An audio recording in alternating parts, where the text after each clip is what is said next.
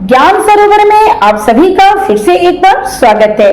और आज के ज्ञान सरोवर में मैं फिर से लेके आई हूँ पंचतंत्र की एक छोटी सी कहानी।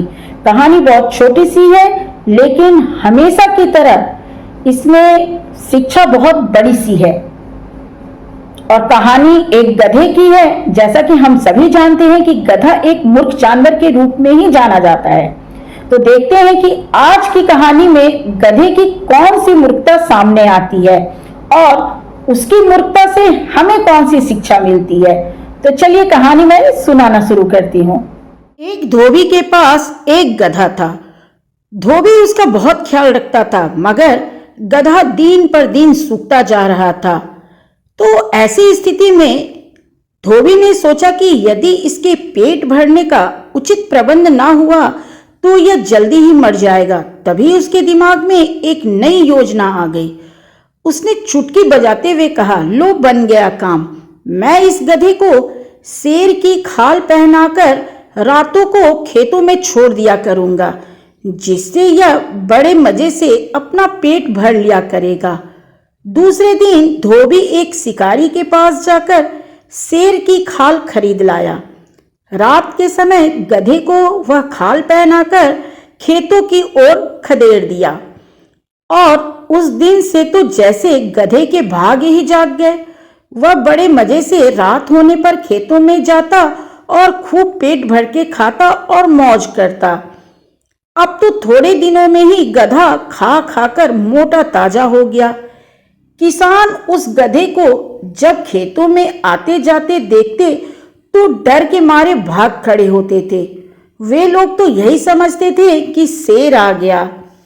उस गधे ने इस क्षेत्र की सारी फसलों को नष्ट कर दिया। एक गरीब किसान का जब सारा खेत ही नष्ट हो गया तो वह बेचारा बहुत दुखी हुआ और उसने सोचा कि इस शेर को मारे बिना उसका गुजारा नहीं होगा। यदि भूखे ही मरना है तो क्यों ना इस शेर को भी साथ लेकर मरूं। उस रात उसने अपने शरीर पर मटियाले रंग का एक कंबल ओढ़ लिया। उसके अंदर अपना धनुष बाण छुपा लिया और अपने खेत में ही एक कोने में छुपकर बैठ गया। जैसे ही शेर की खाल पहने गधा खेत के अंदर आया और उसने खेत के कोने में मटियाले रंग के उस पशु को देखा तो उसने समझा यह भी कोई गधा है। अपने भाई को वहां देखकर वह यह भूल गया कि वह तो शेर का खाल पहनकर शेर बना हुआ है। बस उसे लगा कि क्यों ना मैं अपने गधे भाई को ढेंचू ढेंचू करके टोकूं, और वह गधा ढेंचू ढेंचू करने लगा। किसान ने जैसे ही शेर के मुंह से गधे की आवाज सुनी तो वह समझ गया कि यह तो धोखेबाज गधा है। अब तो मैं इसे किसी कीमत पर जीवित नहीं रहने दूंगा। क्रोध से भरे गरीब किसान ने उसी समय तीर चलाकर गधे को मार डाला। तो ये थी कहानी, जिसमें गधे को फिर से एक बार बेवकूफ बनते ही दिखाया गया है।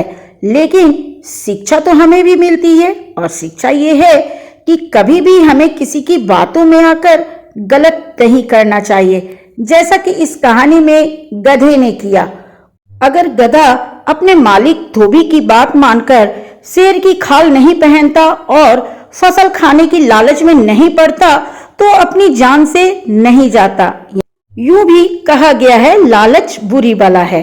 तो चलिए अपनी बातें और ये कहानी मैं यहीं पे समाप्त करती हूँ, इस वादे के साथ कि अगली बार मैं फिर आऊंगी किसी नई प्रेरक कथा अथवा प्रसंग के साथ। तब तक के लिए जय हिंद, जय भारत।